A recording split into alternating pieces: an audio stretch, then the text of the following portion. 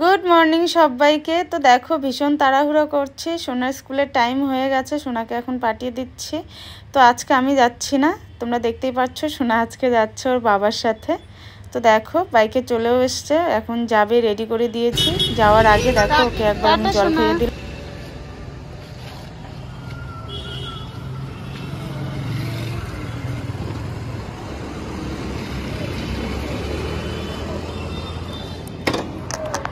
দুষ্টামি করবা না।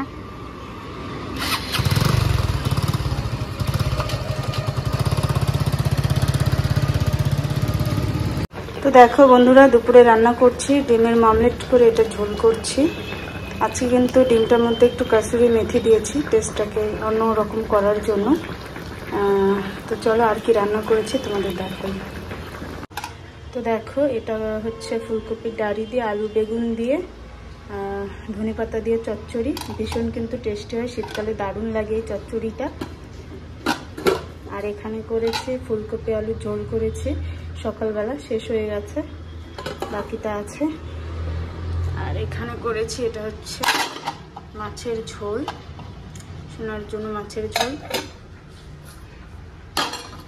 তো দেখো বন্ধুরা, সোনাকে স্কুল পাঠিয়ে রান্নাটা করছি, কারণ কি বলো তো, তোমাদের যে পুরো ডেইলি ব্লগটা আমি যে দেখাবো সেটা কিন্তু দেখানোর টাইম পাচ্ছি না, আর কি টাইম হচ্ছে না। দিন এখন এতটা ছোট হয়ে গেছে, তারপরে সোনাকে স্কুল থেকে আনা। দেখো বন্ধুরা, ডিমের ঝোলটা হয়ে গেছে, ডিম মামলেটের ঝোল, একটু গ্রেভি রেখেছি।